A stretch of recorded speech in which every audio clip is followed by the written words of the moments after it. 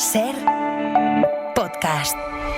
Nuestras condiciones son sencillas. Renegad del falso rey y arrodillaos ante la reina. Ahí lo dejo. Hola, ¿qué tal? Vengo a mostrarles un lugar magnífico. Un auténtico Camelot de la era nuclear. Es que necesitaba sacarlo. Diga. Oye, haces pelis de mierda y quiero salvar tu carrera. Ayúdame a ayudar. Vale. Tú no quieres hacerlo y yo tampoco quiero. La putísima madre. La ventana de la televisión con Mariola Cubells.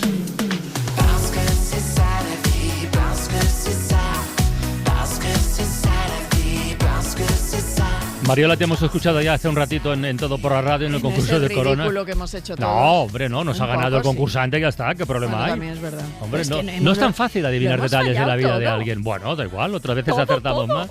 Lo importante en estos concursos participar. es que el concursante se lleve el tocadiscos. Eso es verdad. Eso es lo importante, jugamos a su favor. Oye, la semana pasada te echamos mucho de menos.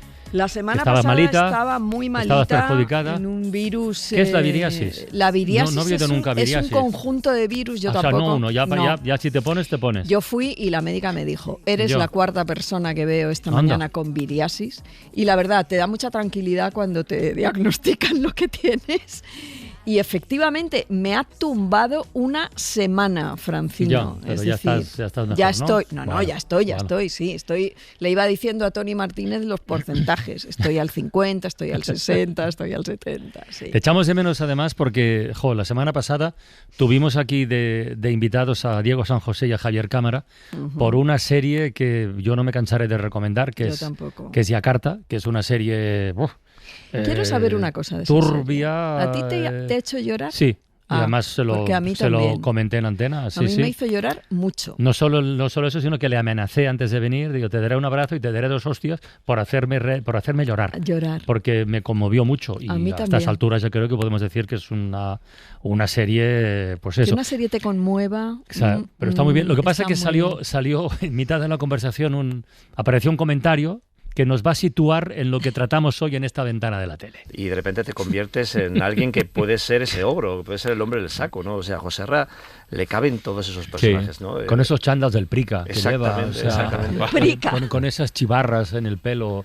Total. Quiero decir, La peluca, ¿no? Que te decían que era peluca, sí, ¿no? no, era tu pelo, ¿no? Sí, sí, era pero había mi pelo, gente que... Pero es que gente me escribió y me dice, oye, te queda fatal la Qué bien peluca. la Nos ha peluca. encantado la serie, pero te queda fatal la peluca. No era peluca. Bueno, los chándals del Prica, ya no sé si los hay. No hay Prica ya. por eso, eso me imaginaba. Pero ahora puedes decir Primark. Y el pelo de Que también Joserra empieza por Pri. nos dieron la idea para dedicar esta ventana de la tele de hoy a quienes están detrás de estos diseños de vestuario, de imagen. Son figurinistas. Ese es el término exacto, ¿no, Mariola? Figurinistas. Y es muy acertado. Marta Murillo, buenas tardes. Buenas tardes. Tú eres la responsable de los chándals Yo soy. de Yakarta. Yo soy. Empecemos por eso. Yo soy. De esa colección horrible. Horrorosa, que no pega nada con nada y que bueno, que ha sido una búsqueda fuerte. No te creas que es fácil. No. No, o sea, a ver...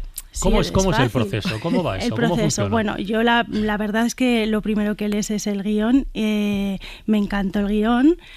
Empiezas a pensar en Joserra y empiezas a meterte pues un poco en quién es Joserra y de dónde viene y todos esos problemas que tiene y que arrastra.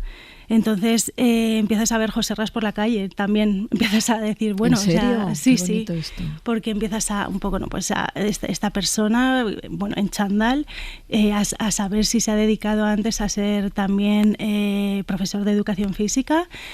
Y empiezas te metes, yo por lo menos me meto muchísimo en su vida y en su psicología. Y confieso que cuando empiezo a meterme tanto con los personajes, empiezo a ver a mucha gente por la calle y he llegado a seguir a gente por la calle pensando, ¿Sí, ¿dónde van? ¿Qué comen? Quiero ver el supermercado, cómo es su cesta de la compra y qué es a qué tiendas van. Y bueno, yo vivo muy cerca de la Vaguada y... decir ese es un Joserra, voy a ver dónde se dirige. Oye, pero en el caso de Joserra, cuando tú lees el guión, tu primera opción son esos chándals del Prica y esas chivarras que le salen por el pelo, o hay una alternativa. Bueno, a ver, claro, ¿Cómo se acaba decidiendo sí, eso? O sea, yo lo que veo mucho es que tiene como dos vidas, ¿no? Tiene esta vida del entrenamiento y, de ser profesor de educación física en un colegio, y luego tiene su otra vida, que es la vida de normal, donde sí que combina los chándals, pero combina una vida normal donde él intenta normalizar quién es, ¿no? Entonces, va a ver a su exmujer, y va a haber, tiene como varias situaciones donde no cabe un chándal, ¿no? Entonces, bueno... No cabe un chándal, me encanta, porque esa sería, yo podría hacerme camisetas con esa frase. No cabe un chándal en mi Entonces, vida. Bueno, habría que, hay que diferenciar pues estas dos partes de la vida de Joserra. Yo los chándals creo que los tiene en ese armario desde hace mucho tiempo, o sea, son chándals que sean nuevos ni que él vaya renovando, entonces son chándals antiguos que no están obligatoriamente combinados, sino que él va poniéndose según se levante unas prendas y otras, ¿no? Y luego pues tiene 4 camisas, un traje que también tiene muchos años, y eso es lo que él va haciendo con un armario muy pequeñito. Claro, porque es verdad que el desaliño del personaje tiene mucho que ver con quién es, y sobre todo, claro, a él le da exactamente igual su imagen. Completamente. O sea, yo a la hora de buscar, ¿no? El vestuario. Es que la tarea de figurinista, claro, por eso nos interesa, es que es según la trama, según los personajes. Tú hiciste Celeste, por ejemplo, ¿no? Entonces Celeste... La verdad, me parece un poco sorprendente que penséis que reside aquí. Creo que desde hace un año tiene una relación especial con España. Sí, pero no hemos venido aquí a hablar de su vida Esta es la historia, para que no lo sepa, de una inspectora de Hacienda que pone el foco y los cuernos y el colmillo en una cantante que se está oliendo que va a ser una evasora fiscal, como se acaba demostrando. Claro, con eso sobre la mesa... ¿Tú en qué te inspiras para decir voy a ir por aquí o por allá? ¿Cómo visto a Carmen? ¿Cómo viste a un funcionario de Hacienda? Bueno, yo es que cuando leí Celeste vi mucho color, o sea, de repente vi en los colores de la serie que eran totalmente matados, o sea, me olía a nicotina, ¿no? Celeste era una cosa de... o sea, colores matados, sí, me encanta. Como pues veis berenjenas, verdes, veía grises, veía azules, veía una gama cromática como que yo creo que en cada guión que lees te sale una cosa, ¿no? Y creo que, bueno, pues en Celeste me salía eso. Fue difícil porque no son colores de moda, entonces buscar colores tan matados, tan bajos de color, pero que a la vez tuviesen personalidad, porque me iba un poco siempre a lo retro y eso, ¿no? A ese olor a nicotina como... Olor a nicotina, o sea, pero está vestuario muy bien. Con olor a nicotina, o sea, sí señor. Claro. Me parecía como algo como interesante de intentar plasmar unas gafas que fuesen, que no fuesen unas gafas al uso, ¿no? De peculiares, o que fuesen como que pasasen desapercibidas, pero que le diesen el punto exacto a Carmen. Los vestidos ya casi no se llevan trajes con falda ni vestidos, muy difícil encontrar hasta que vuelvan que todo vuelve. Claro, es muy convencional el vestuario de Celeste, es cierto. Eso es. Entonces, bueno, yo tiré por ahí. Luego, bueno, pues yo creo que las localizaciones, el arte también está muy bien hecho. Entonces todo el conjunto creo que quedó bien y que bueno, pues que representaba lo que queríamos representar. Vaya. Vayamos con otro ejemplo de trabajo de figurinista en una trama absolutamente diferente. Vale, aquí ya vamos a lo grande. A lo grande. Mulan. Imposible. Una mujer liderando un ejército de hombres. Mi deber es luchar por el reino. Es un vestuario donde se mezclaba la cultura tradicional china con las armaduras de guerra, un punto de magia. Bueno, la persona que hizo este vestuario estuvo nominada a los Oscar en 2021 y la hemos invitado a asomarse a la ventana. Está en Alemania, de donde es, porque nació en Múnich. Y nos atiende a esta hora en la ventana de la tele. Binda Deicheler, buenas tardes, ¿qué tal? Buenas tardes. Hola. ¿Qué tal vosotros? ¿Qué ¿Cómo tal? estás? Pues muy Binda, contentos de tenerte aquí. Y fíjate, saltamos de una inspectora de Hacienda y de un cutre profesor de educación física que lleva un chándal a una superproducción como Mulan. Y nos gustaría intentar entender un poco más esta tarde en qué consiste vuestro trabajo. En el caso concreto de Mulan, ¿cómo empieza todo y cómo se desarrolla, Binda? Bueno, en el caso de Mulan, claro, es un trabajo muy diferente porque es muy de fantasía y todo está hecho en talleres.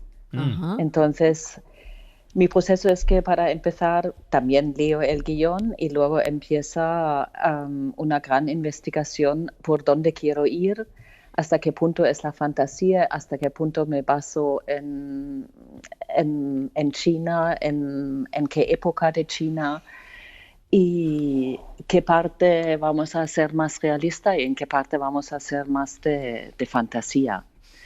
Y una vez que hemos desarrollado las ideas principales, hacemos como un mood board y empezamos a contratar a concept artists, son diseñadores gráficos especializados en hacer los dibujos de vestuario, para luego presentarlos al director y al estudio, a los productores de Disney, y para que te den el visto bueno y que podemos empezar a producir. Por curiosidad, en una superproducción como Mulan, ¿cuántas personas trabajan en el diseño del vestuario y en su ejecución? Claro.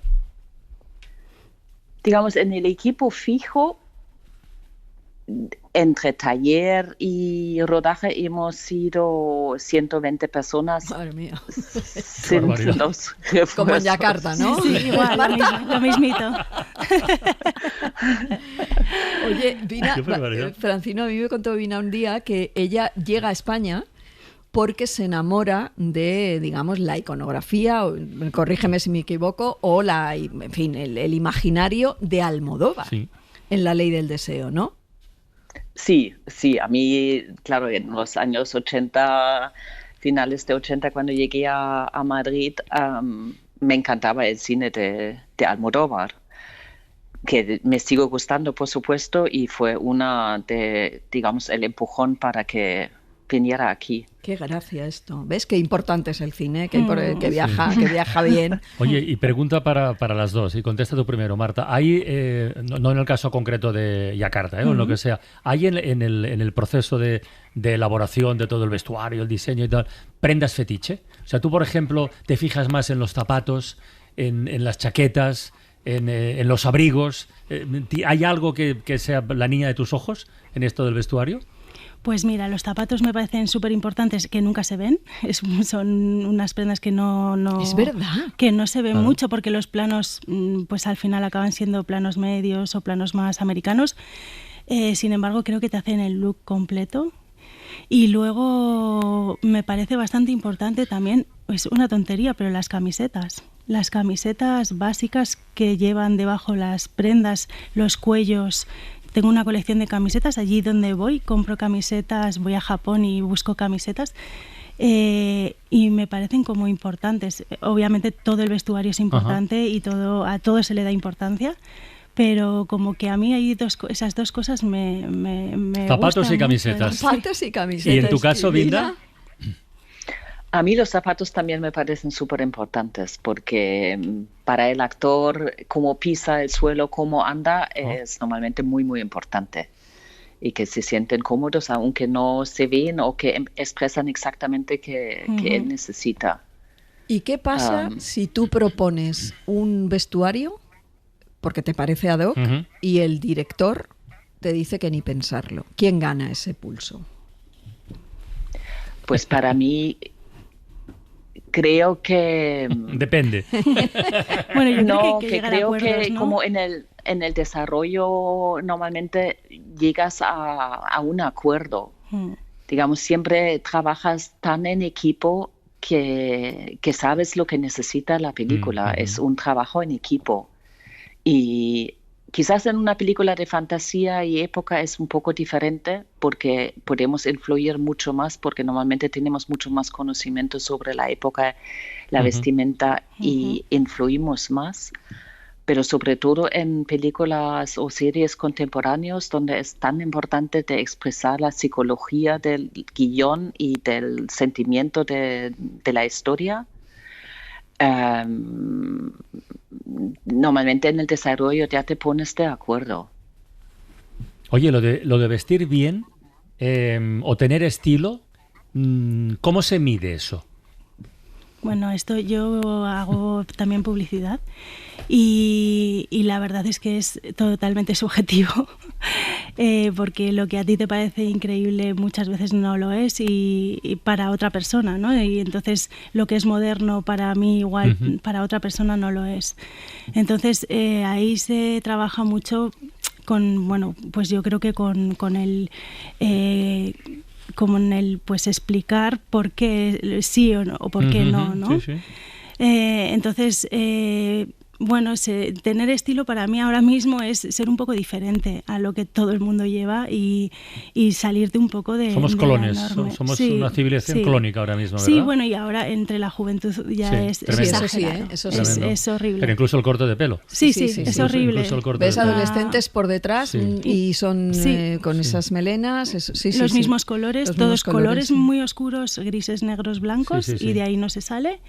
Entonces yo creo que tener estilo ahora mismo para mí es ser original vistiendo, hacer lo que te dé la gana sin que te importe mucho lo que piensen y tener tu propio, ¿no? Pues tus propias características y rasgos y no sé, usar de repente color, es que no sé.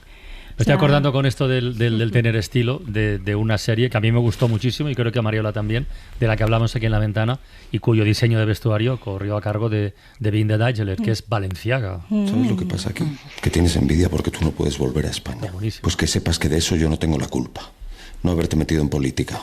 Es mucho mejor pasar por esta vida sin que la gente sepa si eres un demócrata, un franquista o un nazi. Porque no tengo ni idea de lo que eres, Cristóbal. ¿Cristóbal qué eres? Yo soy apolítico. Tengo todo el derecho a serlo. Pues yo tengo derecho a no serlo. A lo mejor en este negocio no. Pero no te das cuenta de que todo es política. Hasta un sombrero es política. Vinda, ¿eso es verdad? ¿Hasta un sombrero es política? Me encantó esa frase. Bueno, puede ser, claro, pues expresas muchas cosas con el vestuario. Por ejemplo, también hice Miss América y sabías perfectamente quién eran los republicanas y las, digamos, se nota que puedes expresar muchísimas cosas, así que un sombrero sí puede ser político. Hombre, me estoy acordando del sombrero de Melania Trump, cuando eso era pura política. Totalmente, sí. Yo quiero saber qué leéis, en qué os inspiráis literariamente hablando para vuestro trabajo. Es decir, ¿hay un corpus sobre esto? Ostras, ¿qué leemos? Yo leo mucha novela y me gusta mucho... ¿Y los vistes a los personajes? Sí, y veo películas, sí. ¿Leyendo? Sí. ¿Leyendo ves? Leyendo me creo los personajes, les visto y veo cómo se rodaría. O sea, hay muchos libros, ¿no?, que los ves.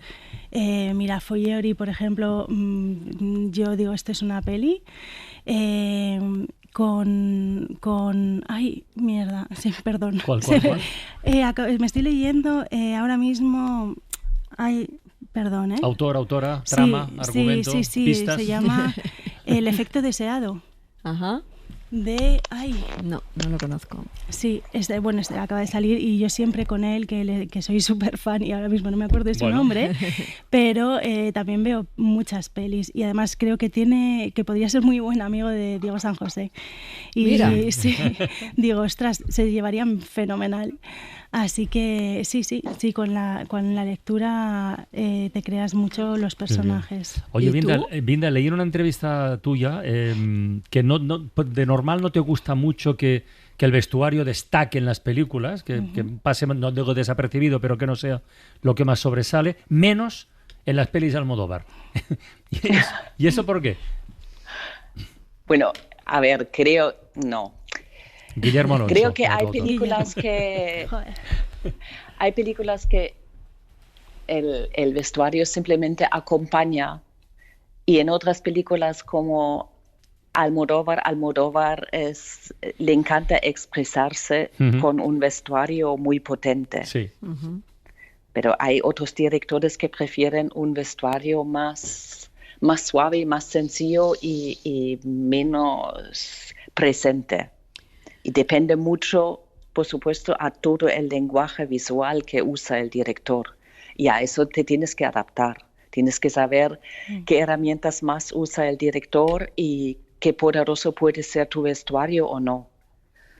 Almodóvar es especial. Sí, ¿no? es verdad. Es que estaba imaginando, como tú estabas viendo imágenes de películas suyas, y claro. Almodóvar es especial. Y la habitación de al lado, Vina, que esto nos querríamos llevar todos a casa, el vestuario de la habitación de al lado.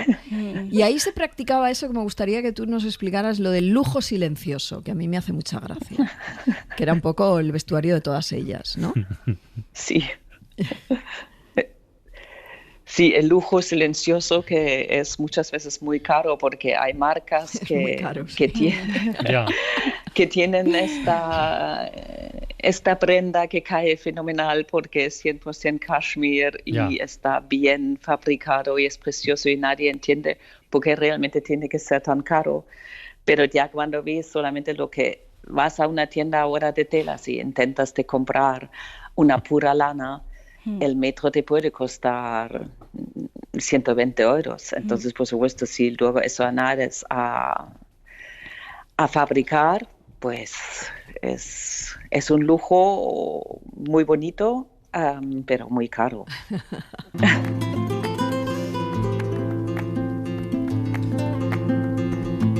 Yo adivino el parpadeo de las luces que a lo lejos van marcando mi retorno. Binda Deicheler, muchísimas gracias por asomarte a la ventana desde Alemania. Un abrazo grande. Gracias. Un abrazo. Hasta pronto. Marta Murillo, igual. Gracias. Que sigas leyendo e imaginando películas con la lectura. Y a Carmen Machi, que la vas a volver a vestir en celeste en la segunda temporada. En febrero. Sí. ¿En febrero? En febrero ahora. ¿Cambiará de vestuario o qué? Bueno, ya veremos. ¿No sabes a quién persigue esta vez? Todavía. No lo voy a decir. Pero sí lo sabes. Pero he empezado a leer. Pero sí lo sabes, muy bien. Sí. Oye, Mariola, que hoy inauguráis con María Guerra y vuestras señoras y señoras el Festival Internacional de Cine y Cultura Entrelazada. Rizoma. Sí. Rizoma. En Matadero están agotadas las entradas, Francisco. ¿Y a qué hora es eso? ¿A las 8? Pues nada, te falta un ratito para llegar. Nada, llego enseguida. Coger autobús, el metro o lo que sea. Me voy a ir en taxi, Francisco, ya te lo digo. Cuídate mucho. Venga, chao. La Ventana, en Ser Podcast. Country roads, take me home to the place I belong, West Virginia, Mountain Mama, take me home, country roads. Faltan 22 minutos para las 7 de la tarde, las 6 en Canarias. Iñaki de la Torre no me dejará mentir. Iñaki, buenas tardes. Buenas tardes. ¿Verdad que la música, es que hoy he abierto la ventana a las 4 diciendo esto, ¿verdad que la música sirve prácticamente para todo? Para todo. Crear contexto, para crear atmósfera, es una maravilla. Sirve para todo. Es un bálsamo para todo. Sirve para todo. Bueno, pues esta música yo creo que nos lleva a un escenario, a un entorno que puede ser campestre o no, pero en este caso lo es. Un entorno idílico, retirado del ruido, del follón, de la bronca de la gran ciudad, y nos lleva a un fenómeno que no es nuevo, que hace ya algún tiempo que se puso de moda y del que hemos hablado aquí en La Ventana, que es el fenómeno de los retiros. Retirarse a un lugar, insisto, idílico a ser posible, donde todo sea diferente del día a día. Y ahí en ese formato entra prácticamente de todo. Hay talleres de escritura. Alguna vez los hemos hablado también. Hay retiros gastronómicos para favorecer el descanso de las madres. Hay cursos intensivos de yoga, de expresión corporal, jornadas para reparar poemas y también talleres para músicos frustrados, que este es el tuyo. Y dentro de esta cosa particular de cada sector hay alguien que se atreve con todo. Pino Montalvo, buenas tardes. Buenas tardes. A ver, ¿qué es Redonda House? ¿Cómo surge y dónde está? Pues Redonda House está en Valdemorillo, a orillas del embalse Valmayor. A unos 30 kilómetros, ¿no? De Madrid. Sí, al ladito del Escorial, para que no sea de Madrid. Sí. A 30 minutos de Moncloa. Y es nuestra casa, de Nacho Medina y mía. Llevamos juntos 27 años. Y bueno, antes de conocernos, Redonda House es como el resultado de nuestra vida. Yo tuve una adolescencia así un poco difícil, como muchos adolescentes, y mis padres tuvieron la maravillosa idea de enviarme 2 años a Alaska. Y entonces... Alaska. A vivir sí, en una a vivir en el creo bosque. que era, ¿no? Sí. Sí. ¿Ah, sí? Sí. Ah, perdona, cuenta eso. Pues me enviaron como estudiante de intercambio con Rotary Club. Sí, ya me imagino que no te mandan de exploradora, pero... Pero luego ya me conocí a un chico ahí y me fui a vivir al bosque, a una caravana. Eso mis padres, bueno, no se enteraron del todo, ahora se van a enterar cuando lo oigan después de 30 años. Sí. Pero bueno, y entonces pues se me abrió la cabeza ahí, con 15 años, 16, 17, y entonces la naturaleza siempre ha sido como un cobijo para mí. Cuando las cosas se me van de las manos o no sé cómo... Estoy como muy nerviosa, pues salgo al campo y como que me templo, ¿no? Eso por un lado. Por otro lado, la cultura, el arte, siempre ha sido un canal, personalmente, que también me ha salvado, entre comillas. Siempre pues he pintado, he compuesto música, acabo de publicar un libro y es un canal que si no creo me vuelvo loca. Y creo que le pasa a muchas personas. Y entonces, por otro lado, Nacho, mi marido, no es como yo en ese sentido, pero sí que él es de una familia de 7 hermanos y es hipersocial, hiperactivo, es hiper todo. Entonces le gusta mucho juntar a la gente. Él organiza cenas especiales en Redonda House siempre y le gusta juntar a gente muy distinta. Por ejemplo, ¿Cuál fue el primer retiro que organizasteis? ¿Te acuerdas? Pues el primer retiro fue uno que se llama Jugando a Crear, que lo hizo la ilustradora Sandra de Miguel, mi ilustradora favorita. Sí. Y ella basa su filosofía en Arno Stern, que es jugar con el arte, ¿no? No hacer arte con juicio, sino librarte de juicio. Y entonces Redonda House pues es un espacio como seguro donde te sientes muy conectado. Claro, es que ellos lo que hicieron fue la conjunción de todas esas cosas que decía ella. Sí. Naturaleza, cultura y luego ese gusto por lo social que tiene Nacho, que es maravilloso. Además hace una cosa fantástica, que es que te dice que vengas a su casa a una fiesta, a una cena, a una comida, pero no te dice quién viene. Y tú ya te lo encontrarás allí y conocerás a quien sea, y uno es músico, el otro es diseñador, el otro no sé qué. Ellos empezaron haciendo esto por gusto. O sea, a mí me pasaba, oye, Iñaki, vente que vienen amigos a comer. Al final acababa yo diciéndole, venga, tú canta esto, tú canta lo otro, tú lo otro. Otro nos ponía a pintar, otro nos ponía a hacer improvisación de actor, que ha habido otro taller de esos. Y al final dijimos, bueno, es que esto es... La gente que venía se divertía tanto que dijimos, bueno, pues ¿por qué no lo empezamos a hacer para otra gente? En tu caso, lo del retiro musical para músicos frustrados, ¿en qué consiste?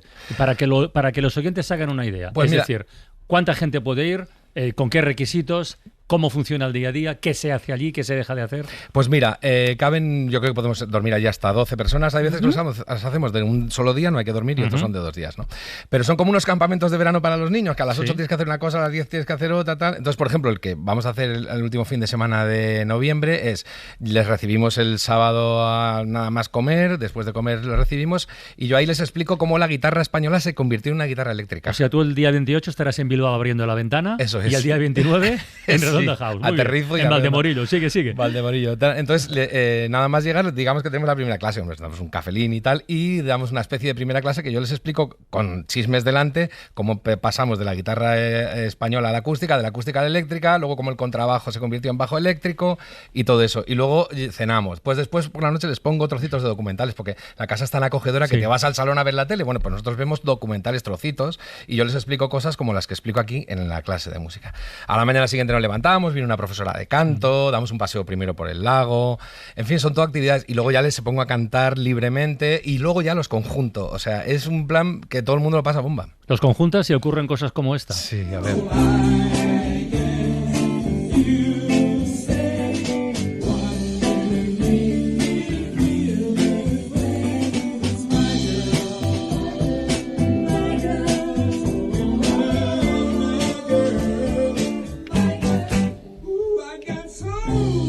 Ese eres tú. Ese soy yo, yo dirijo la banda, canto la canción, y los son ellos, son los alumnos que les he dicho, a ti te toca el primer turno de coros, a ti el segundo, a ti el tercero. Y tengo una amiga, María Urgaleta, de baterista, y un bajista que traigo.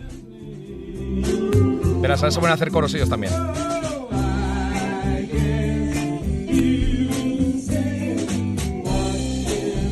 Y ahora les digo, turno 1, turno 2, turno 3, verás. Turno 1, turno 2, turno 3. O sea, un poco lo que haces en Todo por la Radio. Claro, lo que hago en Todo por la Radio. El espíritu divulgativo y pedagógico del profesor Iñaki de la Torre. Lo que pasa es que lo puedes estar practicando con los músicos delante y tú ser el protagonista, que es lo bonito, que aquí oímos los discos y es fantástico, pero allí tú participas.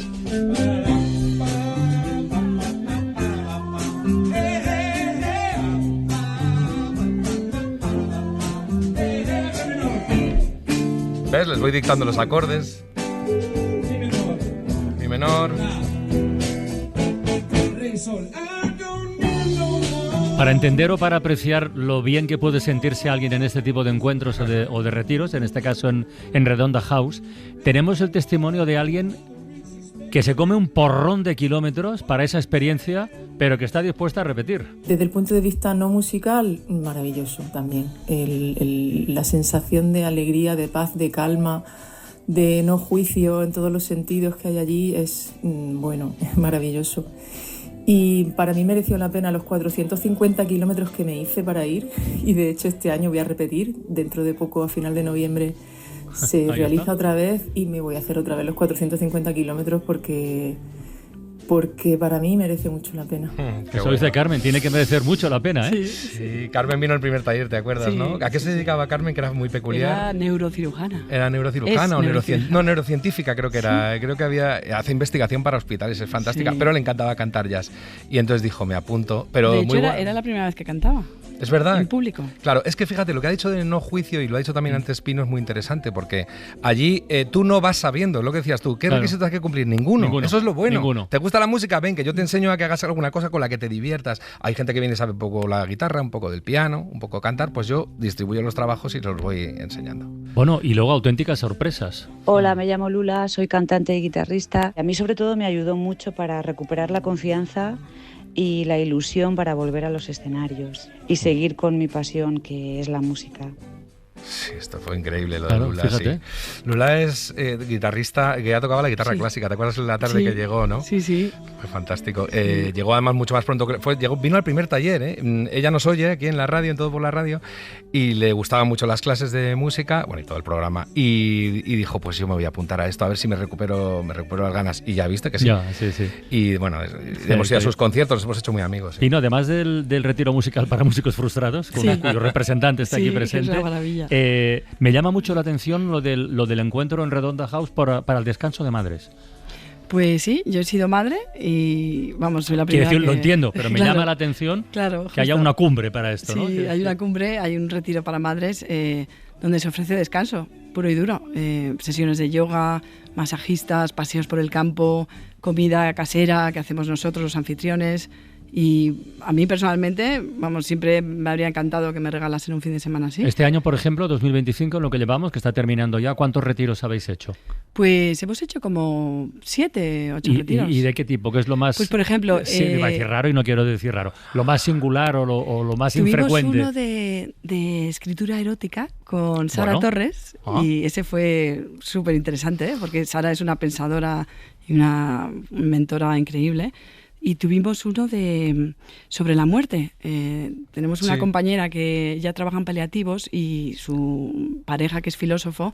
Y entonces fue un encuentro precioso porque era un encuentro para explorar creativamente nuestra propia muerte. Entonces hablábamos, hacíamos actividades como un collage y salimos de ahí enfrentándonos al monstruo de la habitación, ¿no? Que nunca queremos... Además es muy bonito porque el entorno, no solamente porque estés al borde del pantano, además hacen una cosa muy bonita que es, antes de empezar el taller, un paseo de 20 minutos en silencio, no puedes hablar, para relajarte, para bajarte, para ver los pájaros. Yo sí, hacer 20 minutos sin hablar. Ni su marido ni yo somos muy fáciles para estar callados, pero lo conseguimos.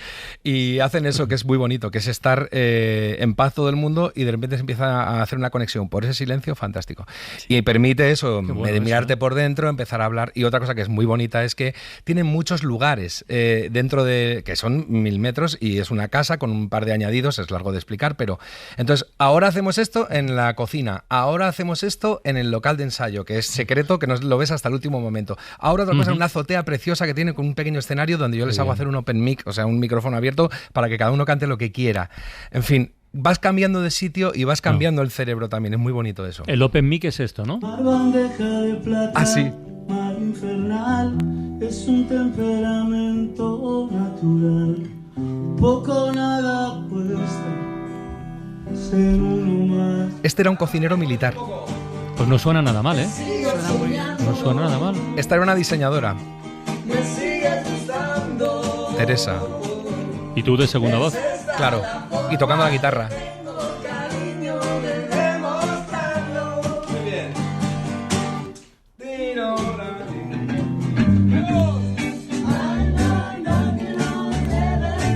Aquí estábamos todos otra vez en el local. Después de que han hecho el open mix, se sueltan y los metes en el local a cantar todos. Es la canción de Bob Dylan, pero la versión a ritmo de reggae casi, ¿no? Es como la toca Clapton. Sí. Este soy yo también, con un amigo que quería cantar rancheras.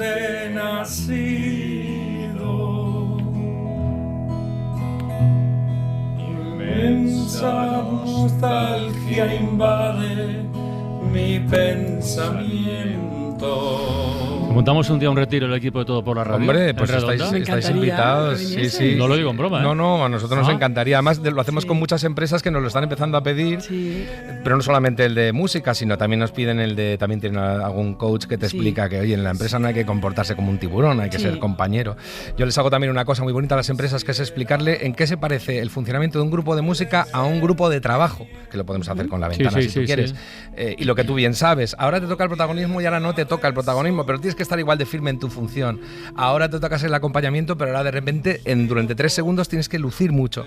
Entonces eso se parece mucho al trabajo de equipo. Por eso nos empezaron a pedir muchos talleres, no solo el de música, sino de muchas otras cosas, incluso de cocina, para empresas, porque humaniza el contacto de unos compañeros con otros. Y esto cómo va, cómo funciona, o sea, cómo te puedes apuntar, cuánto hay que pagar, con cuánto tiempo la reserva, cómo funciona eso, porque claro, no será, si caben 12, 14 personas máximo, no puede ser una cosa masiva. Mira, Mara Torres, ven, que te va a interesar esto. Te va a gustar, sí.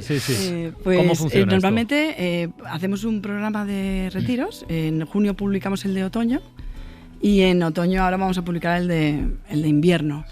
Y hay una web donde tú te metes. El último que tenéis, el último de este año es el de 29 de noviembre, de música, queda todavía hay otro. El de la poeta Elena Medel, que es el taller de reparación de poemas. Que en vez de taller de reparación de poemas. En vez de ir al mecánico a llevar tu coche, pues vienes a este taller con tus poemas y los reparas. Y este es un taller de un día, entonces ahí cabe más gente, ahí somos 30. Mara Torres, buenas tardes. Hola, ¿qué tal? Súmate a la conversación. Me está interesando mucho lo que estabais contando. Redonda House. Redonda House. Había oído hablar de estos proyectos de lugares donde la gente se aísla para crear, pero no sabía que todo tipo de disciplinas, porque sabía gente que se reúne en una casa para escribir, gente se reúne para componer, pero no sabía que tuvieras una casa interdisciplinar. Está genial. Sí, además es que son muy vocacionales, ella y Nacho, como les gusta todo tipo de disciplinas artísticas y luego en fin, no artísticas también. Por ejemplo, el de cocina es muy bonito porque te sacan al campo y te dicen, coge eso que lo vamos a utilizar de condimento, ahora esto.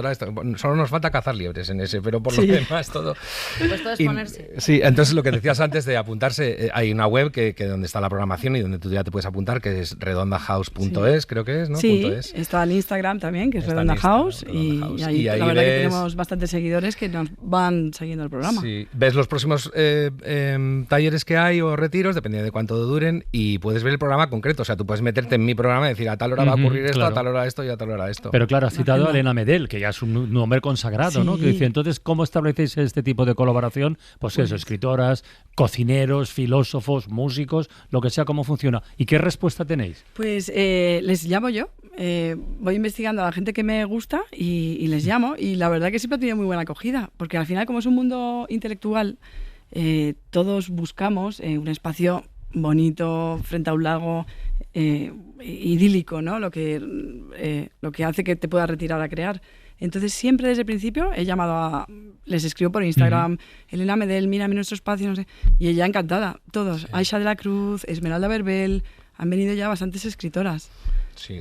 Esmeralda Verbel, yo creo que además nos deja una reflexión de lo que le interesa de estas citas. Sí. Soy Esmeralda Verbel, escritora, profesora de escritura creativa. Fue un privilegio dar un taller intensivo de diario como género literario. Sí, un diario. El lugar es bellísimo. Ellos también lo hacen todo muy fácil y hacen un trabajo de colaboración, de expansión de la cultura, en el que yo me sentí muy bien por muchos motivos. Pues no podemos decir nada mejor ya. Sí. Oye, el diario como género literario, ¿eh? Sí. Fíjate, Mara. Buenísimo. No, así, entendido como género literario es muy particular, porque el diario lo escribimos en general, quien hemos escrito diarios, para que nadie los lea. Si tú los escribes para que haya un lector, tiene que tener una particularidad en la forma que tú cuando escribes a tontas y a locas pues no tienes, ¿no? Pero no puedo por menos que citar, decías que ya parecía que ya podíamos aportar poco, pero esta noche hago el Faro Monstruo y entonces voy a hablar de Frankenstein. Claro. Entonces sabéis que Mary Shelley escribió Frankenstein en la casa de Lord Byron, porque se retiró ella con su marido, Lord Byron, en otra pareja. Mary Shelley tenía solamente 19 años. Y entonces, Redonda Shelley, sí, llovía cántaros. Sí, fue así. Sí, es que me está recordando, y entonces no podían salir, hacía pues no temporal, y decidieron empezar a escribir relatos de terror, y ella creó el germen de Frankenstein en ese espacio del que no puede salir y solo se dedica la mente a crear, ¿no? Nosotros hemos tenido gente en los talleres literarios que les ha interesado tanto y han descubierto que era una gran vocación y se han puesto a escribir ya libros completos. Y es lo que digo, es igual que la música. Viene gente que no sabe nada o que cree que no sabe nada o que cree que no es capaz de nada y sale diciendo, ostras, pues he aprendido a cantar. Así que esta noche haces el Faro Monstruo. El Faro Monstruo. Monstruo en singular. Tú sabes, mira cómo está Iñaki aquí, ¿tú sabes que los cigarros tienen un monstruo? No lo sabía. No sabía. Sí. Se asusta el monstruo de su sombra. Le sobran noches sin dormir.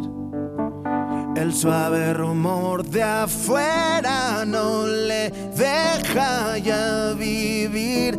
Presumida amor por toda la ciudad, porque en ti. Y luego Leiva tiene monstruos en plural. Sí. Mira que el tiempo no para y que los monstruos solo están en tu cabeza. Maravilla. Sí. Nos ha conectado todo, qué bien. Pues sí, hablaremos luego también de los monstruos reales, o sea, hablaremos con un criminólogo que nos hable de los monstruos humanos. ¿Habéis visto Frankenstein, la de Guillermo del Toro? No, todavía no. Tenéis que ver una serie documental que yo me he quedado impresionado de RTV Play, de la plataforma de radio y televisión, que hablan de la mente del asesino o algo así. Y cuentan un montón de mentes de asesinos y te metes dentro del monstruo. De esto no hace falta que convoquéis ningún retiro. No, de eso no, solo de los de la muerte. Pino Montalvo, Redonda House. Oye, muchísimas gracias por venir a La Ventana a contarlo. Muchísimas gracias por invitarnos. Iñaki, ¿hasta cuándo tú? Yo mañana ya estoy mañana aquí. nos vemos. En La Ventana acontece, que no es poco, un relato personal de la historia, con Nieves con Costrina, Cadena SER.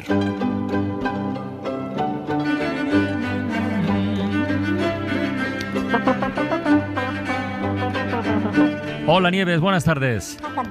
Buenas tardes. Hola, buenas tardes. Oye, no sé si tuviste ocasión de escucharlo. Hace unos días vivimos una experiencia muy grata, que fue la emisión de Una Ventana del Arte Especial con Miquel del Pozo y la directora del Guggenheim de Bilbao, paseando por algunas de sus obras, ¿no? La verdad es que con permiso del Gran Museo Egipcio, que ha abierto sus puertas hace poquito en el Cairo, yo creo que el caso del Guggenheim debe ser uno de los más potentes en la historia moderna, quiero decir, a la hora de explicar cómo una instalación cultural de este tipo puede cambiar la fisonomía, incluso el espíritu de una ciudad, ¿no? Yo creo Totalmente. que sí. Pero bueno, dicho esto, venga, hoy viajamos unos cuantos siglos atrás para hablar de la inauguración de otro de los museos más conocidos del mundo, vamos, y por cierto, no me río, pero que ha sido noticia hace bien poco, el Museo del Louvre en París. No. Es que me ha salido, lo siento. Sí, pero ¿cómo no hablar del Louvre? O sea, además alguien va a pensar que la hemos cogido llorona con Enrique IV, con el primer Borbón de Francia. El de la cabeza. El de la cabeza, que anda por ahí danzando. El calvinista, luego católico, después calvinista, luego otra vez católico. O sea, el de París bien vale una misa. Pero es que este hombre está estrechamente relacionado con el asunto de hoy. Sí, cuando recordamos la inauguración el 18 de noviembre, que fue hoy mismo, de 1793, del Museo del Louvre. Aunque cuando se inauguró el museo, Enrique IV llevaba frito ya casi 200 años y ya le habían separado la cabeza del cuerpo. Entonces, ahora ordenamos esto. Sí. Lo que pasa es que además ahora mismo mencionar el Louvre pues lleva a pensar en que entrar a robar está chupado. Sí, eso parece. Pobres, no. Esto es así siempre y cuando tú tengas primero espíritu de ladrón cutre, que te crees que no te van a pillar, pero vas dejando rastro de ADN por donde pasas. Entonces, claro, lógicamente te pillan. Pero robar, lo que viene a ser entrar a robar y salir con algo, parece relativamente fácil. Ya robó un italiano, lo contamos en su momento, la Gioconda en 1911, claro. Se la metió debajo del gabán y salió andando por la puerta. En 1906... de 50 piezas de arte ibérico que tenían en el Louvre, apenas quedaban 20 porque el que quería echaba mano y se llevaba una. Que por cierto, Picasso estuvo pringado en uno de esos robos, esto ya está contado. Lo contamos, también. Sí. También te digo que quien roba a un ladrón, oye, pues 100 años de perdón. Ya. Porque todo el arte ibérico nos lo habían mangado a nosotros. Pero bueno, en vez de cebarnos en las desgracias del Louvre, el museo más concurrido del mundo, mejor conocer su ajetreada y sangrienta historia.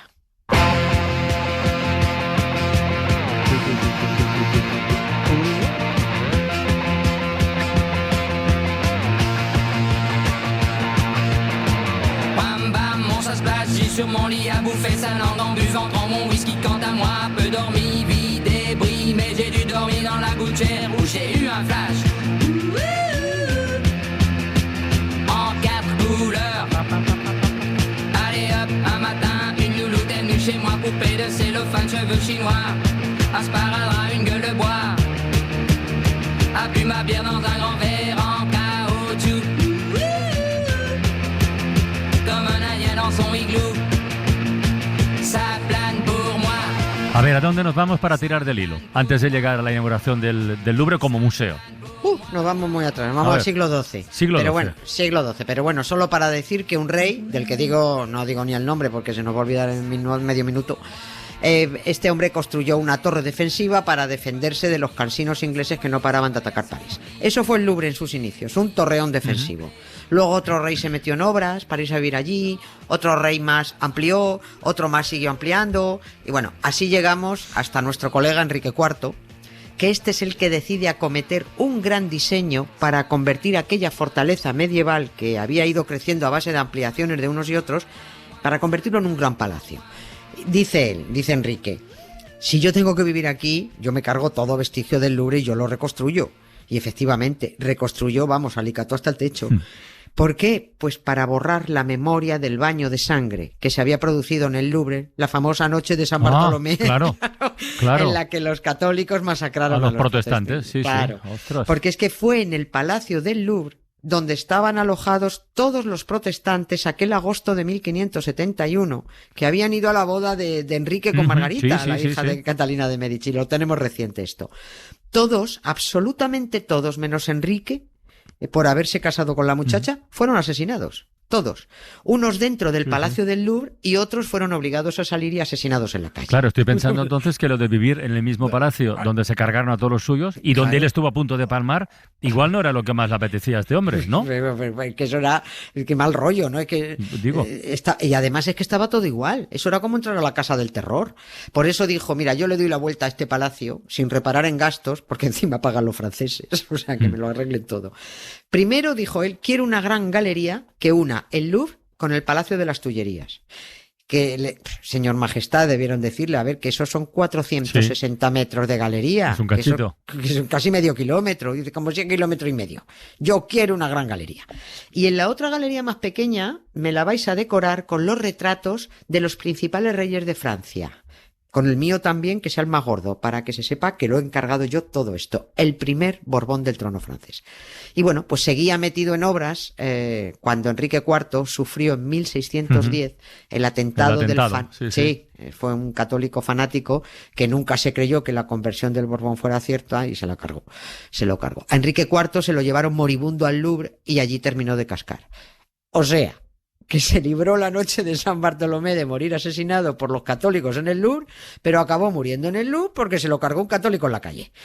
Pues digo yo que estaría de Dios, de alguno de sus dioses, porque como este chaquetero cambió tanto, vete tú a saber cuál de ellos lo llamó a su seno.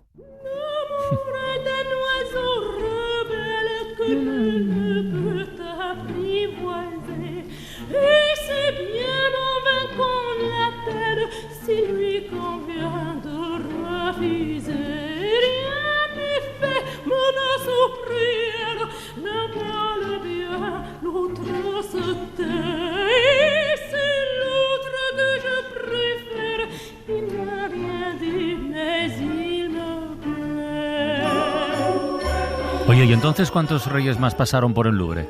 Antes de pasar a ser un museo, quiero decir. Poca cosa, ya no pasaron mucho. Un par de ellos solo, un par de ellos. Aquello como palacio estaba agafado por muchas obras que hicieran. Yeah. Allí vivió Luis XIII, que era el hijo de Enrique IV, y luego llegó el nieto, que era ya era el repollo fashion victim de Luis XIV, que a este todo se le hacía poco. Es verdad que completó casi todas las obras previstas y con él se cumplió el plan de los Borbones en Francia que como siempre disparan con pólvora ajena, pues para conseguir sus caprichos. Ahí sí, el Louvre se convirtió en el palacio más suntuoso de Europa, para el soberano más brillante de Europa, en la ciudad más grande y más chupiguay de Europa. Que, a ver, también es cierto que el Palacio del Louvre estaba bien como palacio, pero entonces se dieron cuenta de que la asquerosa plebe había ido rodeándolo con sus casas y además no había jardines. Solo casas, gente molesta alrededor. Y entonces dijo Luis XIV eso de aquí no hay quien viva. Aquí no. Y se metió en más obras, pero en Versalles. El Louvre fue abandonado a su suerte, se fue deteriorando, porque es lo que tienen tanto las cabañas como los palacios. Si no los usas, si no los vives, se estropean. Pero no todo el mundo abandonó el Louvre y las Tullerías. No olvidemos que los dos palacios estaban unidos por esa medio kilométrica galería, ¿eh?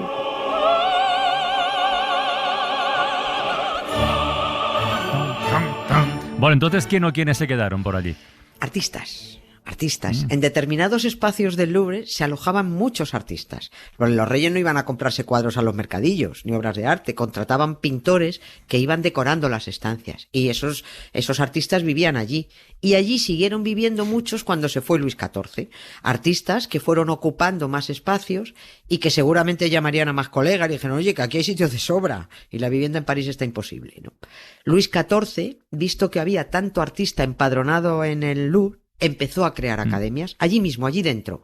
La Academia Francesa, la Academia de Pintura y Escultura, la Academia de Arquitectura. Esto hay que aplaudírselo al Repollo o a sus asesores, es verdad. Aprovechar aquel espacio para la cultura, que es exactamente lo contrario que hacen nuestros Borbones, incluido Felipe. Tampoco hoy se van a librar. Porque es que el Palacio de Marivén, que fue legado a los ciudadanos de Baleares para museo, escuelas artísticas y servicios, lo ocupan con todo su morro Sofía, Felipe, la ciudadana Ortiz, las condecoradas Sofía y Leonor. Devuelvan Marivén, por favor. Fin de la morcilla reivindicativa.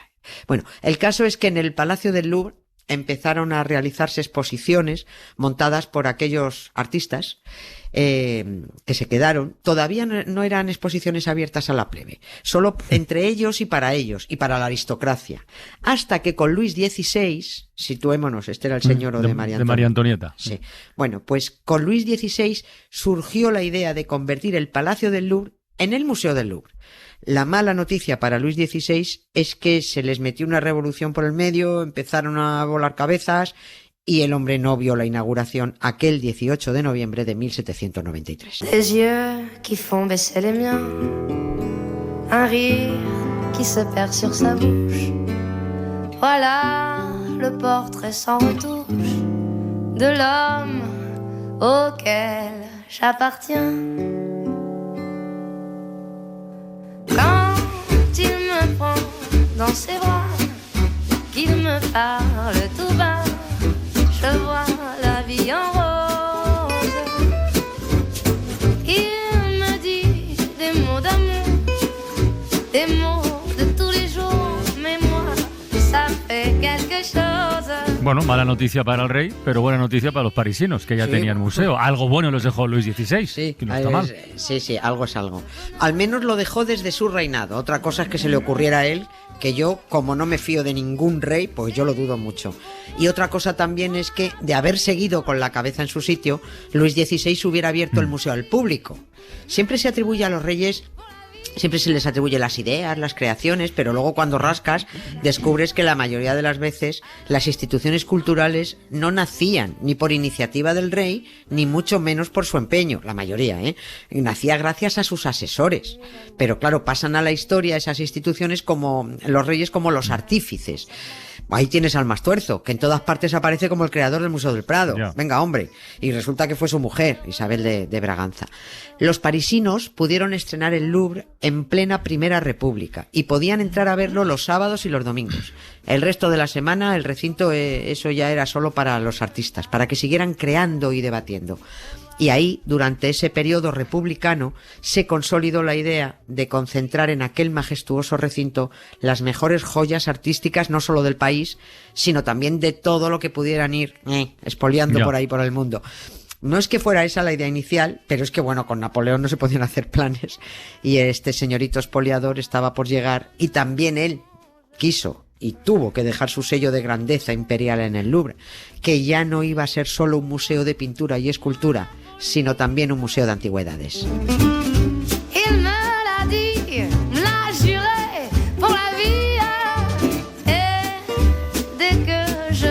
soir. Alors je sens moi mon cœur qui bat. Con la abertura al territorio de las antigüedades hay que recordar que ahí llegó la egiptomanía. Sí. Porque alguna momia metería en el Louvre, eso seguro, vamos. Metió todo lo que pudo. Todo lo que pillaba. Metió todo lo que expoliaba. Se llevó todo el arte que pudo de los países que iba conquistando. No me voy a detener con todo el lío de las pinturas que salieron de España, porque esto merece capítulo aparte. Pero se llevó lo más grande de Egipto, de Italia, de Grecia. Esto los franceses lo definen con el eufemismo de enriqueció las colecciones del Louvre. Qué bonito. Sí, eso sí. Es enriqueció, sí. Bueno, que es cierto que Napo convirtió el Louvre en un escaparate mundial del arte, pero claro, quitándoselo a los demás, ¿no? Este es un debate eterno y en bucle del que nunca vamos a poder salir. Es innegable que fue con Napoleón y los 167 sabios que se llevó a Egipto cuando se descubrió aquel país preislámico, aquel brillante Egipto preislámico. Pero tan cierto como que la mayor joya que encontraron en aquella campaña napoleónica en Egipto, la famosa piedra de Rosetta, que permitió descifrar la escritura jeroglífica, no la tienen ellos, la tienen los británicos en su museo, porque cuando llegaron los british para echar a los franceses de Egipto se quedaron con la piedra. Repito lo de antes, quien roba un ladrón, ¿no? Sí. La piedra de Rosetta la encontraron los franceses, se la llevaron los británicos y los egipcios aún se desgañitan reclamándola porque debería estar en el impresionante gran museo egipcio que acaban de inaugurar en el Cairo, ya has dicho. Y bueno, ya que hemos dejado en suerte los museos, pues yo creo que mañana más. Muy bien.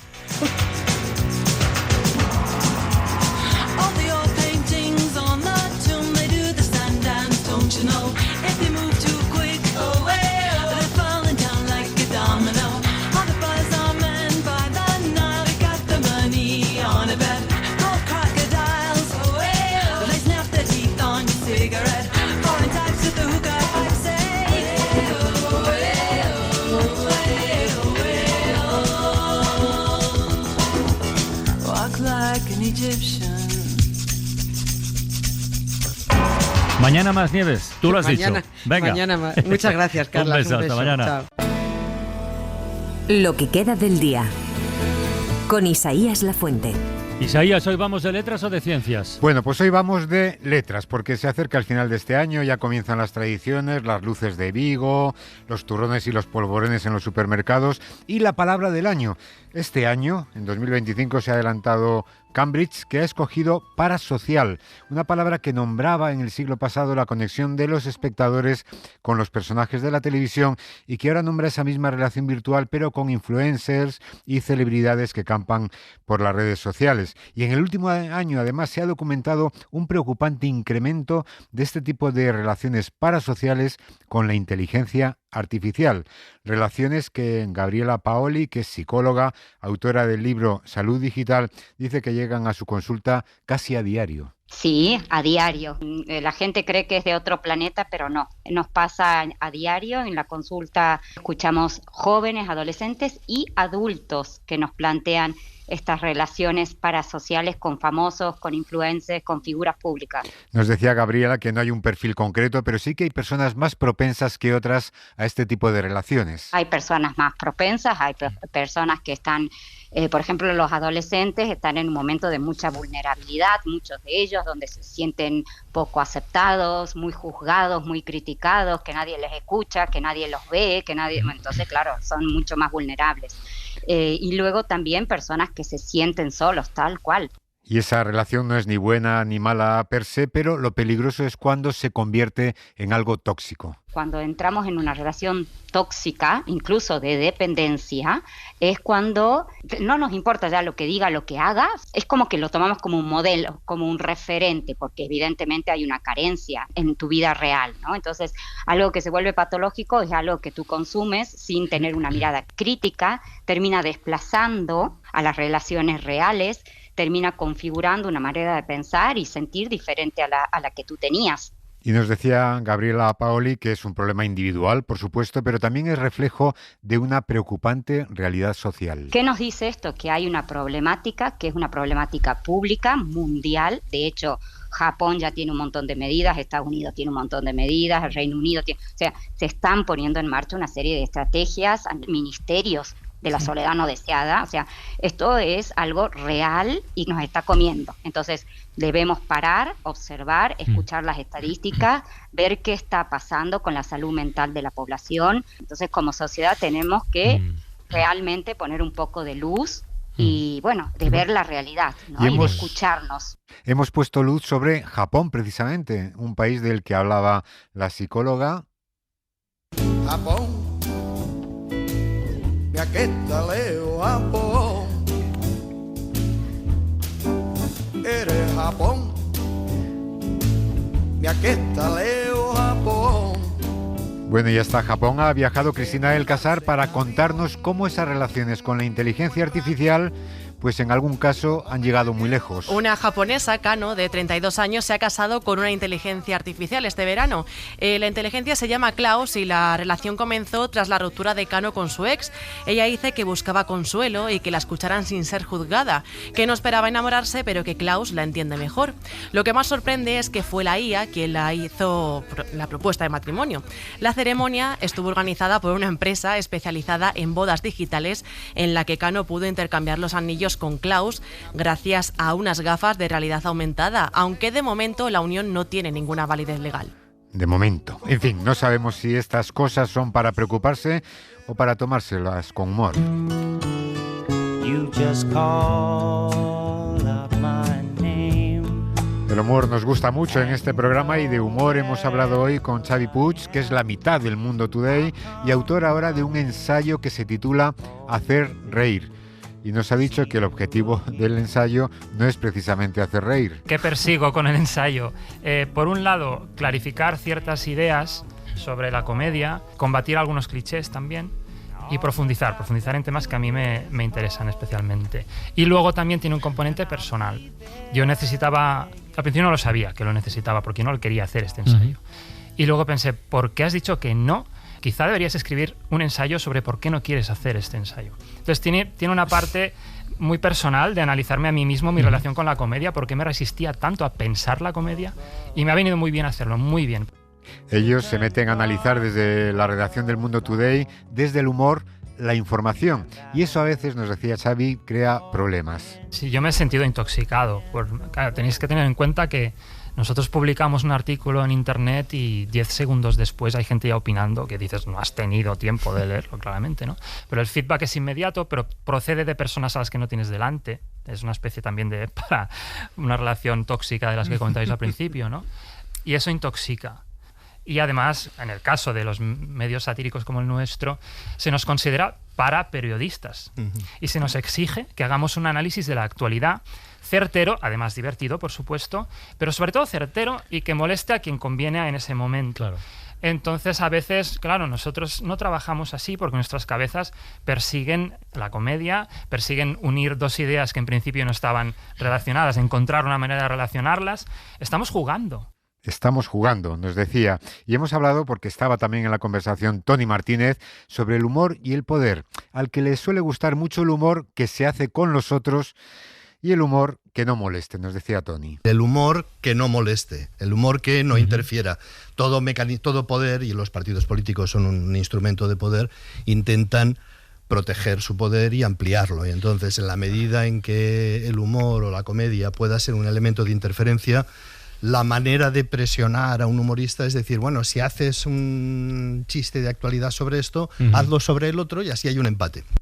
El humor, desde luego, lo toca a todo, incluso personajes grises o personajes crueles, que pueden ser blanqueados a veces a base de humor, y hay que tener cuidado. O sea, si tú apayasas algo que da mucho miedo, sí, al principio es necesario cierta anestesia para poder trabajar en ello, porque es muy doloroso. Pero efectivamente la pregunta es, ¿cuándo va a terminar la anestesia? Y vamos a recordar lo terrible que fue esto. Porque si lo convertimos en un meme, lo banalizamos y nos olvidamos de dónde veníamos. Y hablando de personajes terribles, esta semana seguimos recordando los 50 años desde la muerte del dictador, de Francisco Franco. Esta mañana hablaban en Hoy por Hoy de Anatomía de un instante. Me gusta cómo van cortando el viento, como organización. La obra de Javier Cercas, que ahora se ha convertido también en una serie de ficción en Movistar. Y Javier Javier Cercas, recordaba esta mañana dónde le pilló el 23F del que después escribió. Yo llegué a mi casa, volví a la universidad y me encuentro a mi madre, que estaba planchando y estaba escuchando la SER.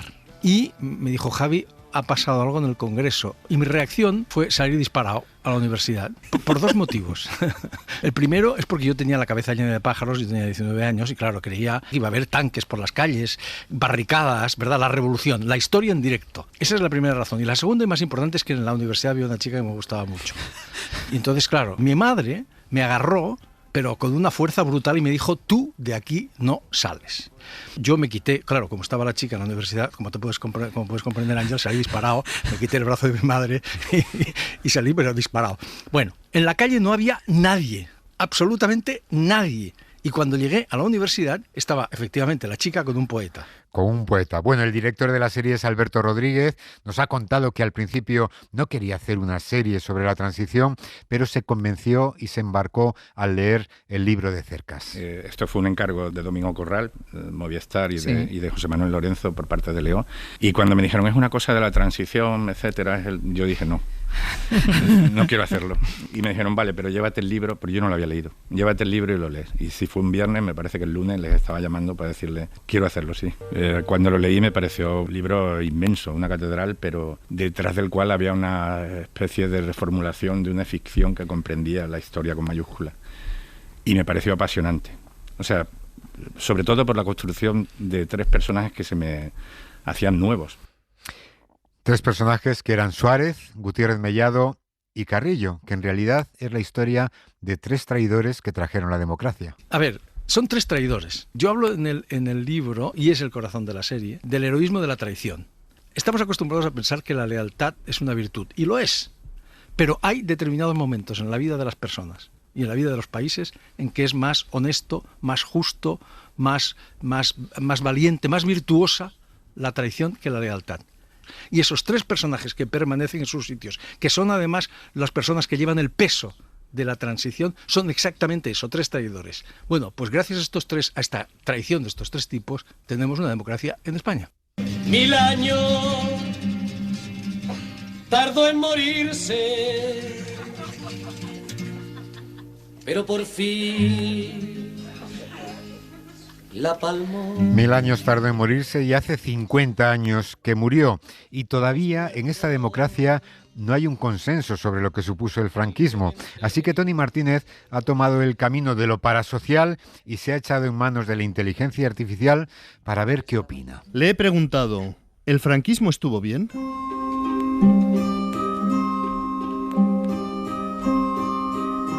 La evaluación del franquismo es objeto de un intenso debate histórico y social, y la respuesta a si estuvo bien depende de la perspectiva ideológica y las experiencias vividas por cada persona.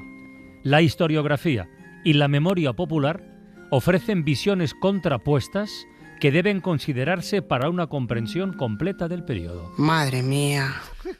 Madre mía. Bueno, vamos a probar con Hitler. Le digo, dime aspectos positivos del nazismo.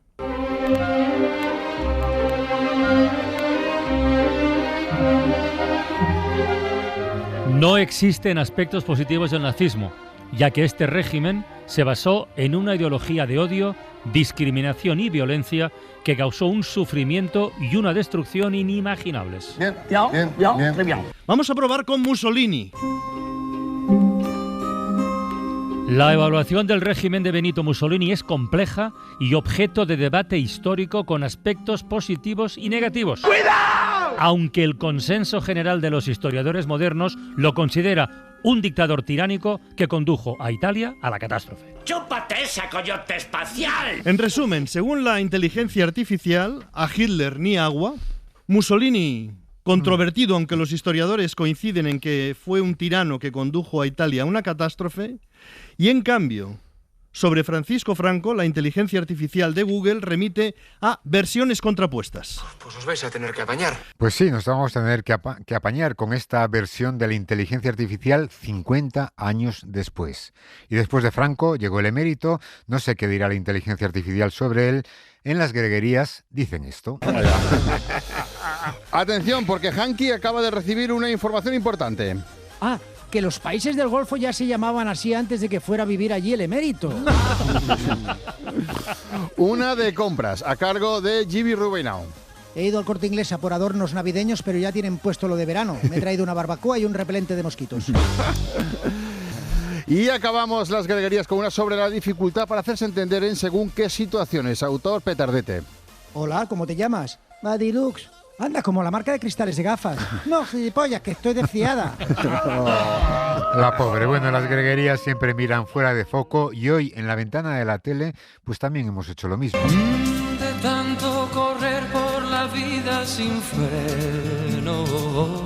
Porque claro, por aquí pasan directores, actores, actrices. Hoy hemos recibido a quienes literalmente visten después las películas. 2 diseñadoras de vestuario, figurinistas.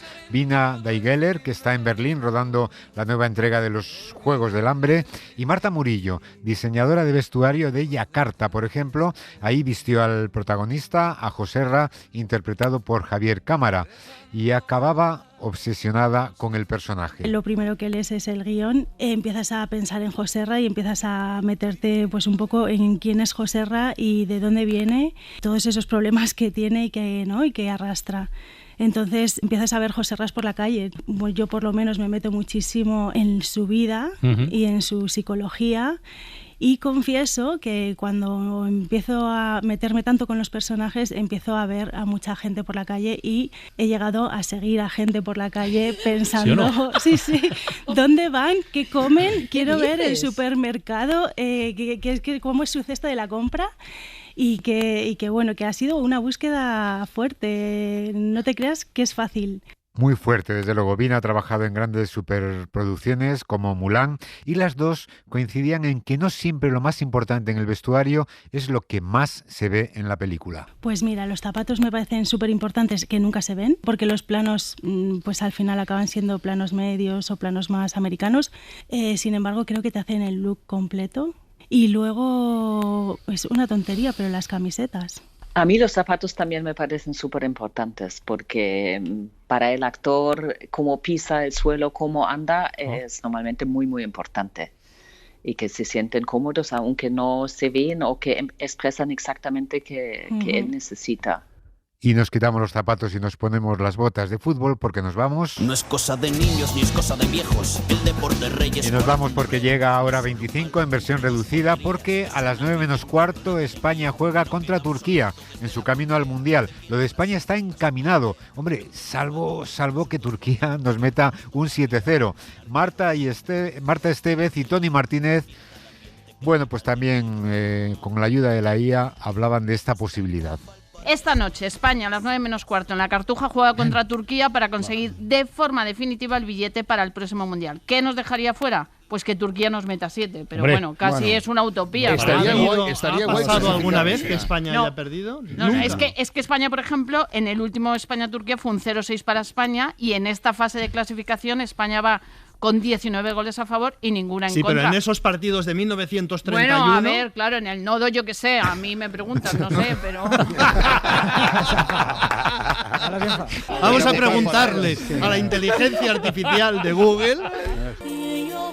Bueno, no os lo vais a creer, pero en 1928 la selección española de fútbol perdió por 7-1. Y en 1931 perdió también por 7-1 contra Inglaterra.